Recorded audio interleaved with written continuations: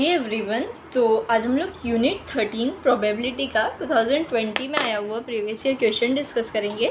तो हमें क्वेश्चन में बोला है कि of the students in a college it is known that 60% reside in hostel and 40% are day scholars that is not residing in hostel. तो हमें बोला है कि एक कॉलेज की बात हो रही है, उसमें जो 60% बच्चे वो हॉस्टल्स में रहते हैं और जो 40% स्टूडेंट्स है वो इस डे स्कॉलर्स है, मतलब वो सिर्फ दिन में वहाँ पर पढ़ाई के लिए आते हैं, हॉस्टल्स में नहीं रहते हैं। ठीक है। Previous year result report that 30% of all student who reside in hostel attain A grade. तो जो बच्चे हॉस्टल्स में रहते हैं उनमें से जो 30% है उनकी ए ग्रेड आई है। एंड 20 ये कब की रिपोर्ट है? लास्ट ईयर की, मतलब एक साल पहले की। And 20% of day scholars attain A grade in their annual examination. और जो डे स्कॉलर्स हैं, मतलब जो हॉस्टल में नहीं रहते हैं, उनमें से जो 20% बच्चे हैं उनकी ए ग्रेड आई थी एनुअल एग्जामिनेशन में। At the end of the year one student is chosen at random from the college. ठीक है। तो मतलब ईयर के एंड में एक रैंडम स्टूडेंट को चूज़ किया जाता है कॉलेज में से, and he has an A grade. और जब हम उसकी ग्रेड चेक करते हैं तो उसके पास ए ग्रेड होती है। What is the probability that the student is a hosteller. तो हमें इस बात की प्रोबेबिलिटी फाइंड करनी है कि जो स्टूडेंट को हमने ईयर के एंड में चूज़ किया है, जिसकी ए ग्रेड आई है, उसकी प्रोबेबिलिटी बताओ कि वो हॉस्टल में रहता था या रहती थी, राइट। तो अब हमने सॉल्यूशन लिखा, हमने एच इवेंट बोला है कि जो स्टूडेंट सिलेक्टेड इज़ हॉस्टलर। तो एच इवेंट्स वो है जब स्टूडेंट हॉस्टल में रहता है, डी वो है जब स्टूडेंट डे स्कॉलर है, और एक इवेंट है जब हॉस्टलर हो या डे स्कॉलर हो उसकी ग्रेड ए है। ठीक है। तो अब हमें क्या बोला है क्वेश्चन में, what is the probability that student is hosteller who secured A grade. ठीक है। तो हमें इस बात की प्रोबेबिलिटी फाइंड करनी है कि जो ए ग्रेड वाला बच्चा हमने सिलेक्ट किया है या चूज़ किया है वो एक हॉस्टल का पार्ट हो। ठीक है। तो अब हम इसकी प्रोबेबिलिटी कैसे निकालेंगे? हम ऊपर प्रोबेबिलिटी लिखेंगे कि जो स्टूडेंट हमारे पास सिलेक्ट हुआ है वो हॉस्टलर हो और उसकी probability of A such that H, मतलब वो हॉस्टलर होने के बाद उसकी ए ग्रेड आई है, डिवाइडेड बाय टोटल मतलब टोटल इवेंट लिखेंगे हम, जिसमें कि जो टोटल ए ग्रेड आने की जो प्रोबेबिलिटी हो सकती है वो कैसे हो सकती है कि बच्चा डे स्कॉलर हो उसके बाद उसकी ए ग्रेड आई हो, प्लस या तो बच्चा हॉस्टलर हो और उसकी ए ग्रेड आई हो। ठीक है। तो हॉस्टल्स में कितने बच्चे रह रहे हैं? 60%। ठीक है। तो उसकी हॉस्टलर होने की प्रोबेबिलिटी क्या हो जाएगी? 60/100 जो कि होगा 0.6। और डे स्कॉलर्स कितने? 40%। तो उसकी प्रोबेबिलिटी क्या हो जाएगी? 40/100 जो कि होगा 0.4।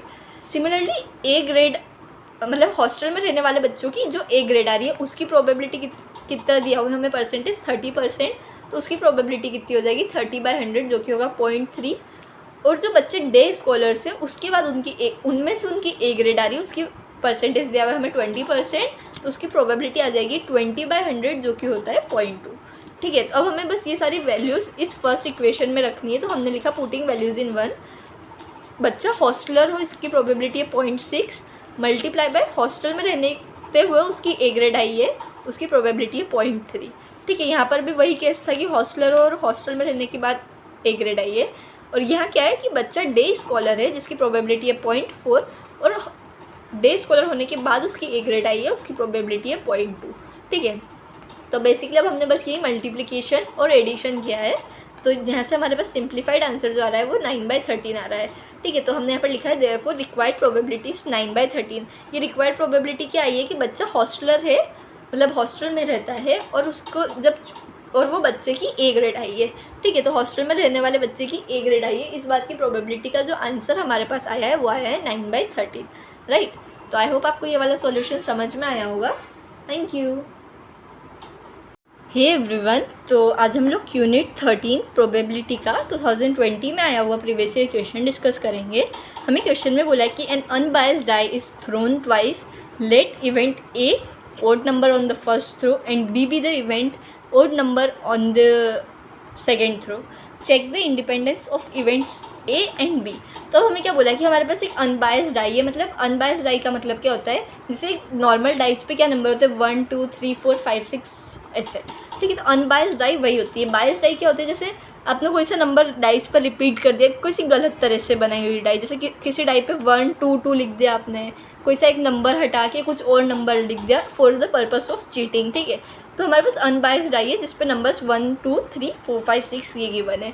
ए इवेंट हमारे पास है कि हमारे पास जब हमने पहली बार डाइस को फेंका तो हमारे पास कोई सा भी ऑड नंबर आता है, और बी हमारे पास इवेंट है कि हमने जब सेकेंड बार डाइस को थ्रो किया तो हमारे पास भी तब भी ऑड नंबर आता है। अब हमें चेक करना है कि जो ए इवेंट है और जो बी इवेंट है वो दोनों इंडिपेंडेंट इवेंट्स होने चाहिए कि नहीं है, ठीक है। तो हमारे पास सैम्पल स्पेस क्या होगा एक्सपेरिमेंट के लिए, हमने 2 बार डाइस को थ्रो किया है, ठीक है। तो हमारे पास पहली डाइस पे 1 आ गया, दूसरी डाइस पे भी 1 आ गया, पहली पर 1 आया, दूसरी पर 2, पहली पर 1 दूसरी पर 3, ऐसे, ठीक है। या फिर पहली पे 2 आ गया, दूसरी पे 1 आ गया, पहली पे 2 आ गया, दूसरी पे 2 आ गया, ऐसे करके हमने सारे सैम्पल स्पेस लिखा है। इसको अब देखो नंबर ऑफ़ एलिमेंट्स कितने 36 है सैम्पल स्पेस में। इसे हम कैसे निकाल सकते हैं, जो हमारे पास फर्स्ट बार थ्रो किया है तब हमारे पास कितने ऑप्शन है 6 ऑप्शन है, जैसे 1 आ सकता है, 2 आ सकता है, 3 आ सकता है, 4 आ सकता है, 5 आ सकता है, 6 आ सकता है, ठीक है। तो हमारे पास 6 ऑप्शन हो गए। जब हमने दूसरी बार डाइस को थ्रो किया तब भी हमारे पास कितने ऑप्शन होंगे 6 ही ऑप्शन होंगे। 1 आ सकता है, 2 आ सकता है, 3 आ सकता है, 4 आ सकता है, 5 और 6, ठीक है। इनमें से कोई सा भी नंबर आ सकता है 6। एक साइमल्टेनियस इवेंट से इसलिए यहाँ पर मल्टीप्लाई आएगा, 6 6 कितने होते हैं 36, और वही हमारे पास सैम्पल स्पेस है, ठीक है। अब हमारे पास बोला है कि ए इवेंट है हमारे पास जिसमें फर्स्ट थ्रो पर ऑड नंबर आ रहा है, ठीक है। तो हमने ये 1,1 इसको कैसे लिख रखा है हमने, जो फर्स्ट थ्रो में नंबर आया है कोमा हमारे पास जो सेकेंड थ्रो में नंबर आया है, ठीक है, ऐसे लिखा है। तो फर्स्ट थ्रो में ऑड नंबर आना चाहिए, तो जैसे 1,1 है, जैसे ये वाली पूरी सीरीज़ आ जाएगी, ये वाली पूरी सीरीज़ आ जाएगी, ये वाली पूरी सीरीज़ आ जाएगी। तो 1,1 1,2 से लेके 1,6 तक, 3,1 3,2 से लेके 3,6 तक, 5,1 5,2 से लेके 5,6 तक। देखो इसमें जो भी पहला थ्रो है उसमें ऑड नंबर्स ही आ रहे हैं, ठीक है। ऑड नंबर्स क्या है हमारे पास 1 3 और 5, इसलिए हमने 1 वाली पूरी सीरीज़ ली है, 3 वाली पूरी सीरीज़ ली है और 5 वाली पूरी सीरीज़ ली है। इसमें एलिमेंट्स कितने 6 + 6 + 6, तो 6 से 18 एलिमेंट्स है। अब ए इवेंट होने की प्रोबेबिलिटी कितनी आएगी हमारे पास 18 elements divided by sample space में कितने एलिमेंट्स थे हमारे पास 36, जो कि हो जाएगा 1/2। सिमिलरली अब हमारे पास बी इवेंट है जिसमें सेकेंड थ्रो पर ऑड नंबर आ रहा है, ठीक है। तो यहाँ पर देखो सेकेंड थ्रो पे 1 आ सकता है, 3 आ सकता है, या फिर 5 वाला आ सकता है, 6 वाला नहीं आएगा, 1 वाला आ सकता है, 3 वाला आ सकता है, या 5 वाला आ सकता है, ठीक है। तो यहाँ पर देखो सेकेंड थ्रो में 1 वाली सीरीज़ ली है, सेकेंड थ्रो में 3 वाली सीरीज़ और सेकेंड थ्रो में 5 वाली सीरीज़ ली है हमने। इसमें भी नंबर ऑफ़ एलिमेंट्स कितने 1 2 3 4 5 6, तो 6 + 6 + 6 मतलब 18 एलिमेंट्स है। बी इवेंट होने की प्रोबेबिलिटी कितनी आएगी हमारे पास 18 बाई टोटल सैम्पल स्पेस में 36 एलिमेंट्स थे, जो कि हो जाएगा हमारे पास 1/2, ठीक है। अब हमको क्या देखना है ए इंटरसेक्शन बी, मतलब क्या होना चाहिए जो हमारे पास फर्स्ट थ्रो और सेकेंड थ्रो है दोनों में ऑड नंबर आना चाहिए ऑन, तो हमने लिखा है event that has odd number on both throws, मतलब जो फर्स्ट थ्रो है उसमें भी ऑड नंबर आना चाहिए और जो सेकेंड थ्रो है हमारे पास उसमें भी ऑड नंबर आना चाहिए, ठीक है। तो देखो 1,1 आ सकता है, 3,1 आ सकता है, 5,1 आ सकता है, 1,1 3,1 और 5,1, ठीक है। सिमिलरली अब यहाँ से क्या आ सकता है 1,3 3,3 5,3, तो 1,3 3,3 और 5,3, 1,5 5,5 और 3,5, तो 1,5 5,5 और 3,5, ठीक है। तो यही एलिमेंट्स आ सकते हैं, और देखो ये एलिमेंट्स ए में है तो बी में भी होंगे, ठीक है, क्योंकि हमने दोनों थ्रो पर ऑड नंबर्स वाले एलिमेंट्स लिखे हैं। अब इसमें कितने एलिमेंट्स है 1 2 3 4 5 6 7 8 9, तो A number of elements in A intersection भी आ गए हमारे पास 9। अब इसकी प्रोबेबिलिटी निकालेंगे तो हमारे पास फेवरेबल है 9 और सैम्पल स्पेस में 36, तो 9/36 जो कि हो जाएगा 1/4, ठीक है। अब यहाँ पर हम देखते हैं कि probability of A into probability of B कितना आ रहा है हमारे पास। प्रोबेबिलिटी ऑफ ए आया था 1/2, प्रोबेबिलिटी ऑफ बी आया था 1/2, 1/2 इंटू 1/2 क्या आ गया 1/4। तो इसे हमने इक्वेशन 1 बोला, इसे इक्वेशन 2। अब हम 1 और 2 इक्वेशन से देखते हैं कि probability of A intersection B किसके बराबर आ गया है, probability of A into probability of B के बराबर, ठीक है। और हमें यही कंडीशन होती है इंडिपेंडेंट इवेंट्स चेक करने की। अगर ये कंडीशन सेटिस्फाई कर जाती है तो हमारे जो इवेंट्स होंगे वो इंडिपेंडेंट होंगे। ठीक है, तो हमने यहाँ पर लिखा है hence A and B are independent events. तो हमने यहाँ पर चेक कर लिया कि हमारे पास जो ए इवेंट है जिसमें हमारे पास फर्स्ट थ्रो पर ऑड नंबर आ रहा था, एंड जो बी इवेंट है जिसमें हमारे पास सेकेंड थ्रो पर ऑड नंबर आ रहा था, वो दोनों इंडिपेंडेंट इवेंट्स है। ठीक है, यही हमारा फाइनल आंसर रहेगा। इसे हम ऐसे भी सोच सकते हैं, ये हमारा सॉल्यूशन करने का तरीका हो गया है। अब देखो मैं आपको इसको एक अलग तरह से सोचना बताती हूँ। ठीक है, तो हम ऐसे सोचते हैं कि हमने पहली बार डाइस फेंकी तो उस पर कोई सा भी नंबर आ सकता है 1 से 6 तक। ठीक है, और जब हम दूसरी बार डाइस फेंक रहे हैं तब भी हमारे पास 1 से 6 तक कोई सा भी नंबर आ सकता है। मतलब जब हम दूसरी बार डाइस फेंक रहे हैं तब हमारे पास जो पहली बार डाइस फेंकी थी वो कुछ इंटरफेयर नहीं कर रही है कि ऐसा नहीं हो सकता है या ऐसा भी हो सकता है वाला केस कुछ भी नहीं आ रहा है। ठीक है, तो दोनों इंडिपेंडेंट ही है, मतलब पहली बार डाइस फेंकना या दूसरी बार डाइस फेंकना दोनों से इंडिपेंडेंट है। हम इसे ऐसे अपने आप समझ सकते हैं। ठीक है, लेकिन जब हम रिप्रेजेंट कर रहे हैं हम बोर्ड्स के पेपर में, तब हमें इसी तरह से रिप्रेजेंट करना होगा पूरा सॉल्यूशन। ठीक है, तो आई होप आपको ये वाला पूरा सॉल्यूशन समझ में आया होगा और इसकी अंडरस्टैंडिंग भी डेवलप हुई होगी। ठीक है, सो थैंक यू एवरीवन। तो आज हम लोग यूनिट 13 प्रोबेबिलिटी का 2019 में आया हुआ प्रीवियस ईयर क्वेश्चन डिस्कस करेंगे। हमें बोला है कि प्रोबेबिलिटी ए की जो है वो 1/2 है, बी की प्रोबेबिलिटी 1/4 है और ए इंटरसेक्शन बी की प्रोबेबिलिटी 1/4 है। ठीक है, हमें बोला है कि फाइंड द फॉलोइंग। हमें पहला क्या फाइंड करना है, probability of A by B, और सेकंड फाइंड करना है probability of B by A. A की हमने सॉल्यूशन लिखा जो हमें गिवन डेटा था, ए की प्रोबेबिलिटी 1/2, बी की प्रोबेबिलिटी 1/4 और ए इंटरसेक्शन बी की प्रोबेबिलिटी 1/4 वो लिखा। अब हमें क्या पता है, हमें ए बाय बी की प्रोबेबिलिटी फाइंड करना है फर्स्ट पार्ट में। तो इसका फॉर्मूला हमें पता है कि probability of A intersection B divided by probability of B. ठीक है, ए इंटरसेक्शन बी की प्रोबेबिलिटी 1/4 डिवाइडेड बाय बी की प्रोबेबिलिटी भी 1/4 हमें क्वेश्चन में गिवन थी। ठीक है, तो यहाँ पर हमारे पास ए बाय बी की जो प्रोबेबिलिटी आई है वो 1 आ गई है, राइट। अब सेकेंड पार्ट देखते हैं, probability of B by A पूछा है। ठीक है, तो इसका फॉर्मूला क्या होगा, probability of A intersection B divided by probability of ए।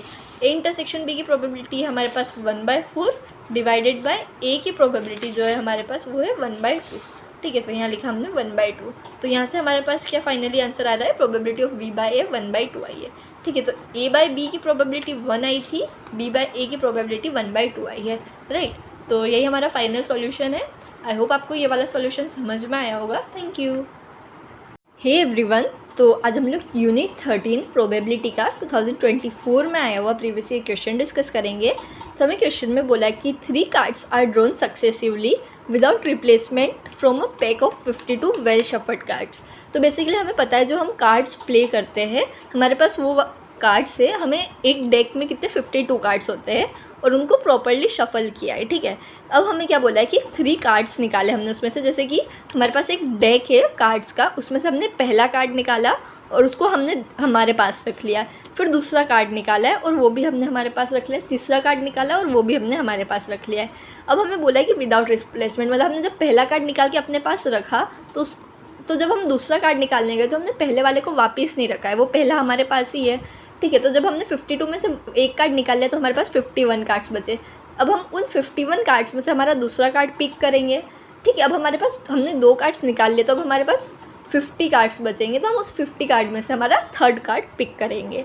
ठीक है, अब हमें बोला है कि what is the probability that first 2 cards are kings and third card drawn is an ace. तो हमें क्या बोला है, जो हमारे पहले 2 कार्ड्स है वो इस बात की प्रोबेबिलिटी बताओ कि जो हमारे पहले 2 कार्ड्स होंगे, जैसे हमने पहला कार्ड चूज़ किया वो किंग हो, जो हमने दूसरा कार्ड चूज़ किया वो भी किंग हो, और जो हमने तीसरा कार्ड चूज़ किया है वो एक एस हो। बेसिकली किंग किसे बोलते हैं, हम जो राजा बोलते हैं वो होता है, और एस क्या होता है, हमारा इक्का जो होता है वो एस होता है, राइट। तो अब हम क्या बोलेंगे, हमें क्वेश्चन में क्या पूछा है, रिक्वायर्ड प्रोबेबिलिटी हमें किसकी है, प्रोबेबिलिटी कि हमारा पहला कार्ड है वो जो कि है वो किंग है, मल्टीप्लाई बाय प्रोबेबिलिटी जो कि हमारा दूसरा कार्ड है वो किंग है, मल्टीप्लाई बाय प्रोबेबिलिटी जो हमारा तीसरा कार्ड है वो एस है। ठीक है, जो कि इक्का होता है। तो यहाँ पर हमने प्रोबेबिलिटी मल्टीप्लाई करी है क्योंकि हम ये कंटिन्यूस इवेंट है। ठीक है, अब हम देखते हैं कि प्रोबेबिलिटी किंग जो पहला कार्ड है उसके किंग की कितनी है। तो जब हमने एक भी कार्ड नहीं निकाला तो हमारे पास जो टोटल कार्ड्स है वो 52 ही रहेंगे। तो डिनोमिनेटर में तो टोटल कार्ड्स आ जाएंगे 52, और न्यूमरेटर में जो हमारे पास 52 का डेक होता है उसमें किंग कितने होते हैं, 4 होते हैं। क्योंकि जैसे कि हमारे पास एक सेट होता है जो कि होता है क्लब्स का, जिसे हम चीड़ी बोलते हैं। ठीक है, एक सेट होता है डायमंड का और एक सेट होता है हार्ट्स का और एक सेट होता है स्पेड्स का। जैसे कि हमारे पास 52 कार्ड्स है तो उसमें 13 के सेट्स होते हैं, राइट। तो हमारे पास जो पहला सेट होता है वो क्लब का होता है, जैसे कि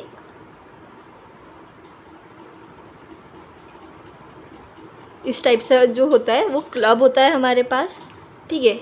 एक डायमंड होता है हमारे पास, एक होता है रेड हार्ट्स जो होते हैं वो, और एक होता है फाइनली हमारे पास स्पेड, राइट। तो ये होते हैं हमारे पास बेसिकली, ये ब्लैक कलर का होता है, ये रेड और ये भी ब्लैक, ठीक है। तो हमारे पास ये होते हैं। तो जो हमारे पास किंग होते हैं, तो ब्लैक का भी एक किंग होता है, रेड का भी एक किंग होता है, रेड हार्ट का भी एक किंग होता है और स्पेड का भी एक किंग होता है। तो टोटल हमारे पास किंग कितने होंगे? 4। तो हमने यहाँ पर 4/52 लिखा, मतलब किंग है divided by total cards, multiply by second card जो है वो किंग हो।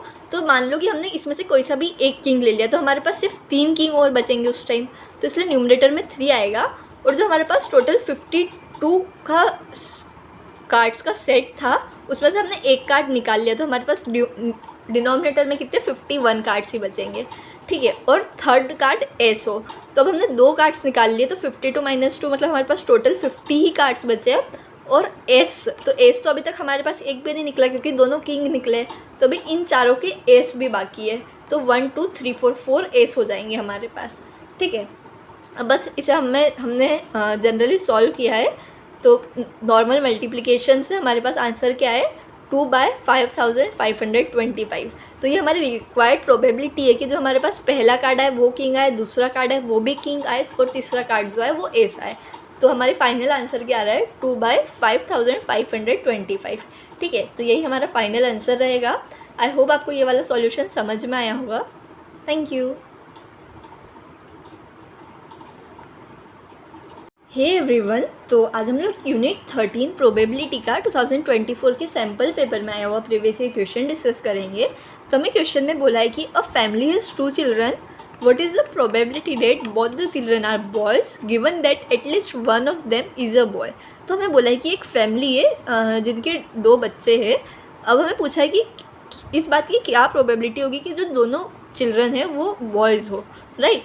और हमें एक पहले से बोल रखा है कि उनमें से एक तो बॉय होगा ही होगा, ठीक है। तो जो हमें ऐसे बोल रखा है कि हमारे पास 2 बच्चे हैं, ठीक है।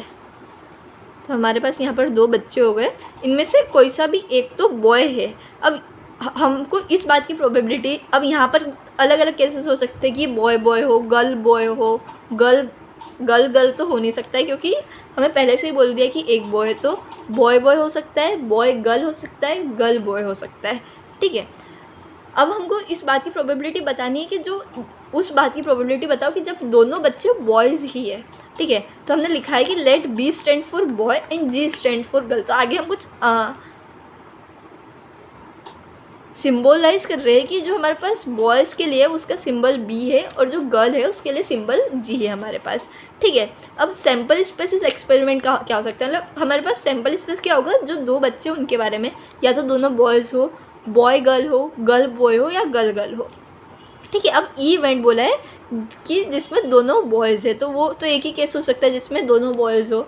और एक एफ इवेंट बोला है हमने जिसमें एटलीस्ट वन इज़ बॉय, मतलब उसमें से कम एक तो बच्चा तो बॉय ही है, ठीक है। तो वो कौन सा हो सकता है? Boy boy, boy girl, girl boy, ठीक है। Boy boy, boy girl, girl boy.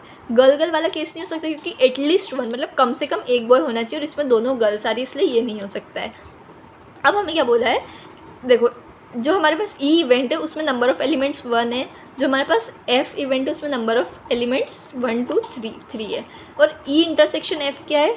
जब दोनों बॉयज़ हो तो उसमें नंबर ऑफ़ एलिमेंट्स क्या आ रहे हैं? 1। देखो, ई इंटरसेक्शन एफ आ रहा है हमारे पास बी, मतलब जब दोनों बॉयज़ है। अब हमें क्या पूछा है कि प्रोबेबिलिटी एफ़ की, जिसमें हमें क्योंकि बोल रखा है एक तो बॉय, ऑलरेडी हमें क्वेश्चन में बोल रखा है एक बॉय है, तो हमें एफ़ की प्रोबेबिलिटी बतानी है, ठीक है। तो हमारे पास number of elements of F है 3 और टोटल जो सैम्पल स्पेस में वो कितने हैं? 4, ठीक है। तो यहाँ से हमारे पास प्रोबेबिलिटी ऑफ एफ पता चल गई। Probability of E intersection F मतलब 1 डिवाइडेड बाय सैम्पल स्पेस जिसमें 4 एलिमेंट्स है 1 2 3 4, ठीक है।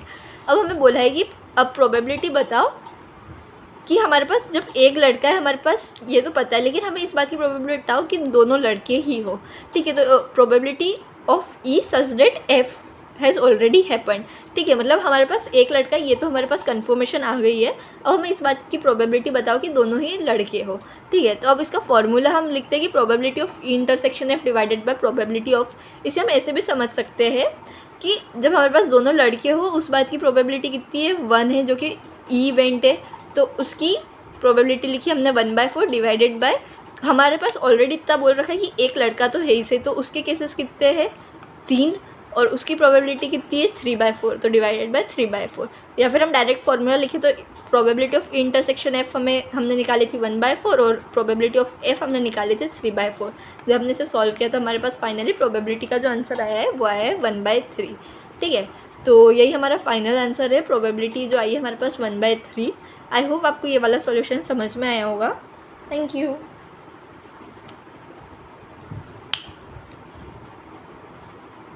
एवरीवन, तो आज हम लोग यूनिट 13 प्रोबेबिलिटी का 2024 सैम्पल पेपर में आया हुआ प्रीवियस ईयर क्वेश्चन डिस्कस करेंगे। तो हमें क्वेश्चन में बोला है कि अ फेयर डाइस रोल्ड, तो जैसे हमने देखी है कि हमारे पास डाइस होती है खेलने के लिए, तो फेयर डाई का मतलब क्या होता है, जैसे हमने देखा उसके एक फेस पे 1 नंबर होता है, एक फेस पे 2, एक पे 3, 4, 5, 6 ऐसे। यहाँ पर फेयर डाई बोला है, मतलब ये वही डाई है। जो अनफेयर डाई होती है उसमें क्या होता है, जैसे कहीं 1 हो गया तो कहीं 2 हो गया, कोई सा नंबर मिसिंग है, इस तरह से। फेयर डाई मतलब 1 2 3 4 5 6, ये 6 के 6 नंबर्स उस डाई पर है। कंसिडर इवेंट्स ई हमें इवेंट बोला है 1,3,5, एफ इवेंट बोला है 2,3 और जी इवेंट बोला है 2 3 4 5, राइट। अब हमें बोला है कि प्रोबेबिलिटी फाइंड करो कि probability of E by G and probability of G by E, हम इन दोनों की प्रोबेबिलिटी फाइंड करनी है। तो हमें बोला है कि डाई फेयर, इसलिए हमारे पास सैम्पल स्पेस में 1, 2, 3, 4, 5 एंड 6 ये 6 एलिमेंट्स आ जाएंगे। ठीक है, अब इसमें प्रोबेबिलिटी ऑफ ई क्या होगी, ई में कितने एलिमेंट्स है 3 डिवाइडेड बाय सैम्पल स्पेस में एलिमेंट्स है 6, जो कि क्या आ जाएगा सिंप्लीफाई हो गया 1/2। एफ में एलिमेंट्स है 2 डिवाइडेड बाय सैम्पल स्पेस में एलिमेंट्स है 6, जिसकी आ जाएगा 1/3। प्रोबेबिलिटी ऑफ जी निकालते हैं हम, तो इसमें एलिमेंट्स है 4 डिवाइडेड बाय सैम्पल स्पेस में एलिमेंट्स है 6, तो आ जाएगा 2/3, है ना। अब हम क्या करते हैं यहाँ पर ई इंटरसेक्शन एफ, ई और एफ में कौन कौन से एलिमेंट्स कॉमन है, तो सिर्फ 3 ही कॉमन है, तो इसमें नंबर ऑफ एलिमेंट्स है 1 और सैम्पल स्पेस है 6। ठीक है, तो इसकी प्रोबेबिलिटी आ गई 1/6। अब जी इंटरसेक्शन ई, तो जी और ई में इंटरसेक्शन तो 3 और 5 कॉमन है। ठीक है, तो इसमें एलिमेंट्स कितने 1 2, तो 2 elements divided by sample space है 6, तो आ जाएगी हमारे पास प्रोबेबिलिटी 1/3, राइट। अब हमें क्या बोल रहा है, प्रोबेबिलिटी ऑफ ई बाई जी निकालना है। इसका मतलब क्या होता है कि हमें बोल रखा है ये जी इवेंट पहले से हो चुका है, अब उसके अंदर देखो कि ई की प्रोबेबिलिटी क्या है। ठीक है, तो अब हम निकालते हैं कि ई इंटरसेक्शन जी, मतलब probability of E intersection G divided by probability of G, मतलब जी इवेंट हो गया है, तो अब हमारे पास कुछ सैम्पल स्पेस में से कुछ एलिमेंट्स तो हट ही जाएंगे, इसलिए हमने ई का इंटरसेक्शन जी के साथ निकाला है। ठीक है, और इसकी प्रोबेबिलिटी 1/3 थी डिवाइडेड बाय जी की प्रोबेबिलिटी हमने यहाँ निकाली जो कि 2/3। ठीक है, तो जब जी इवेंट हो चुका है तब ई की प्रोबेबिलिटी क्या है 1/2 है।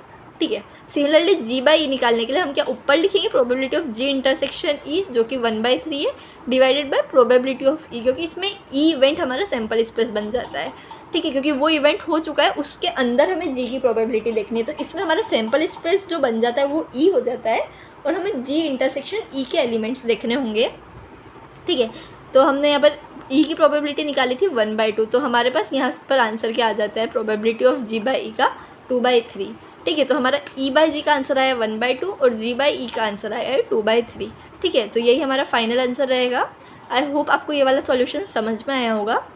थैंक यू एवरीवन, तो आज हम लोग यूनिट 13 प्रोबेबिलिटी का 2023, 2022 एंड 2020, मतलब ये क्वेश्चन बेसिकली 2020 में आया था, उसके बाद 2022 में एग्जैक्ट क्वेश्चन रिपीट किया है and then next consecutive year मतलब 2023 में भी रिपीट हुआ है। तो ये क्वेश्चन अपन देख सकते हैं कि 3 साल से कंटिन्यूस आ रहा है। जैसे 2021 में कोविड की वजह से बोर्ड्स नहीं थे, उसके अलावा हर 3 सालों तक ये क्वेश्चन कंटिन्यूसली आ रहा है। ठीक है, तो हम इस टॉपिक की इंपॉर्टेंस इससे समझ सकते हैं। अब हमें बोला है कि 10 cards numbered from 1 to 10 are placed in a box. ठीक है, तो हमारे पास 10 कार्ड्स है जिसमें नंबर 1 2 3 4 ऐसे 10 तक लिखे हुए हैं। ठीक है, और हमने उसे एक बॉक्स के अंदर ला के रख दिया है।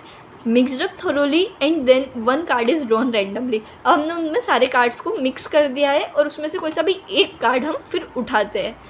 If it is non that number on the card drawn is more than 3।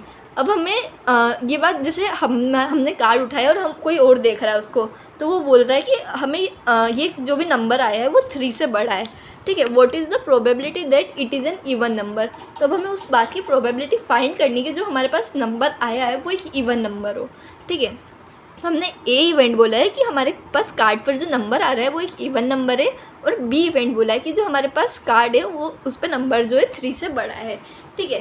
तो अब हमें ए की प्रोबेबिलिटी फाइंड करनी है उस तरह से जब हमारे पास बी इवेंट हो चुका है।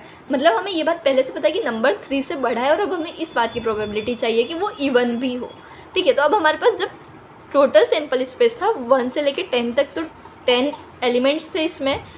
अब हमारे पास ए क्या हो सकता है कि नंबर इवन हो, वो कब हो सकता है 2, 4, 6, 8, 10 इनमें से इवन नंबर से। और ए की प्रोबेबिलिटी कितनी होगी 1/2, मतलब 5 एलिमेंट्स इसके divided by total sample space के एलिमेंट्स जो कि 10 है, और ये कितना होगा 1/2। और बी क्या है, नंबर 3 से बड़ा है हमने बोला है, ठीक है। तो वो कब होगा 4, 5, 6, 7, 8, 9, 10, ठीक है। तो ये हमारे पास 7 एलिमेंट्स आ रहे हैं और डिवाइडेड बाय सैम्पल स्पेस में 10 एलिमेंट्स है, तो बी की प्रोबेबिलिटी आ गई 7/10। और ए इंटरसेक्शन बी, ठीक है, मतलब ए और बी में कॉमन एलिमेंट्स कौन से होंगे 4, 6, 8 और 10। तो 4, 6, 8, 10 मतलब 4 एलिमेंट्स से डिवाइडेड बाय सैम्पल स्पेस हमारे पास 10 था, तो ये कितने आ गए 2/5, राइट। अब हमें बोलना है कि probability of A by B वो क्या होगा, probability of A intersection B divided by probability of B. तो ए इंटरसेक्शन बी की प्रोबेबिलिटी क्या आई थी 2/5 डिवाइडेड बाय बी की प्रोबेबिलिटी क्या थी 7/10, ठीक है। तो इसको हमने सिंप्लीफाई किया तो हमारे पास फाइनल प्रोबेबिलिटी का जो आंसर आ रहा है वो क्या आ रहा है 4/7, ठीक है। तो जो हमें क्वेश्चन में बोला था कि नंबर 3 से बड़ा भी होगा और इवन भी होगा, इस बात की प्रोबेबिलिटी क्या आई है हमारे पास 4/7, राइट। तो यही हमारा फाइनल आंसर रहेगा। आई होप आपको ये वाला सॉल्यूशन समझ में आया होगा। Thank you. ये एवरीवन, तो आज हम लोग यूनिट 13 प्रोबेबिलिटी का 2023 प्लस 2022 में आया हुआ प्रीवियस ईयर क्वेश्चन डिस्कस करेंगे। तो बेसिकली ये क्वेश्चन 2022 के मेन पेपर में आया था, एग्जैक्ट सेम क्वेश्चन 2023 में भी रिपीट हुआ है, राइट। तो अब हमें क्वेश्चन में बोला है कि an urn contains 10 black and 5 white balls. तो हमारे पास एक अर्न है, वो उसमें क्या है 10 ब्लैक बॉल्स है और 5 वाइट बॉल्स है। 2 balls are drawn from the urn one after the another without replacement, ठीक है। तो अब जैसे हम देख नहीं रहे और हमने पहली बॉल निकाली, ठीक है। अब वो पहली बॉल हमारे पास ही है और फिर हमने दूसरी बॉल भी निकाली, ठीक है। तो ऐसे हमने 2 बॉल्स निकाली है। Suppose that the probability of drawing each ball is same, ठीक है। तो जो बॉल को निकालने की प्रोबेबिलिटी है वो हमेशा सेम ही रहेगी। What is the probability that both drawn balls are black. इस बात की प्रोबेबिलिटी बताओ कि जो आपने पहली बॉल निकाली थी वो आपके पास ही थी, फिर आपने दूसरी बॉल निकाली वो भी आपके पास है। तो इस बात की हमें प्रोबेबिलिटी बतानी है कि जो दोनों बॉल्स है वो ब्लैक कलर की होगी, राइट। तो पहली बॉल की ब्लैक होने की प्रोबेबिलिटी क्या होगी, देखो हमें क्वेश्चन में क्या चाहिए, रिक्वायर्ड प्रोबेबिलिटी चाहिए कि हमारी पहली बॉल जो है वो ब्लैक हो और जो दूसरी बॉल हो वो भी ब्लैक हो, ठीक है। तो अब हम इसकी प्रोबेबिलिटी कैसे निकालेंगे, सबसे पहले हम निकालते हैं कि जो पहली बॉल होगी वो हमारे पास ब्लैक होनी चाहिए, ठीक है। तो अब हमारे पास क्या है, हमारे पास नंबर ऑफ़ ब्लैक बॉल्स है 10 divided by total number of balls है हमारे पास 15, जो कि क्या आता है 2/3। तो हमारे पास पहली बॉल की ब्लैक होने की प्रोबेबिलिटी आई है 2/3। सिमिलरली अब सेकेंड बॉल की ब्लैक होने की प्रोबेबिलिटी निकालनी है, तो हमने क्या किया, एक बॉल निकाल ली ब्लैक कलर की हमारे पास। तो अब हमारे पास ये 10 की जगह 9 बॉल्स ही बचेगी। अब हमने टोटल बॉल्स कितनी थी, हमारे पास 15 थी, उसमें से हमने एक बॉल जो निकाल ली हमारे पास ब्लैक कलर की। तो हमारे पास जो टोटल बॉल्स बचेगी वो डिवाइडेड बाय 9 + 5 जो कि 14 बचेगी, राइट। तो अब हमारे पास सेकंड बॉल की ब्लैक होने की प्रोबेबिलिटी कितनी आएगी 9/14, ठीक है। तो रिक्वायर्ड प्रोबेबिलिटी में हम इसकी वैल्यूज़ रखेंगे तो 2/3 मल्टीप्लाई बाय 9/14, क्योंकि ये इवेंट साइमल्टेनियसली हुए, मतलब एक के बाद एक ही हुआ है, इसलिए हम इसमें क्या करेंगे, इसमें हम मल्टीप्लाई करेंगे इन दोनों इवेंट्स को, ठीक है। तो 2 7 14 और 3 3 9 हमने इसे सिंप्लीफाई किया है बेसिकली। तो हमारे पास जो रिक्वायर्ड प्रोबेबिलिटी आई है वो क्या आई है 3/7, ठीक है। तो पहली बॉल ब्लैक हो फिर दूसरी बॉल भी ब्लैक हो, इस बात की प्रोबेबिलिटी आई है हमारे पास 3/7, ओके। तो यही हमारा फाइनल आंसर रहेगा। आई होप आपको ये वाला सॉल्यूशन समझ में आया होगा। Thank you.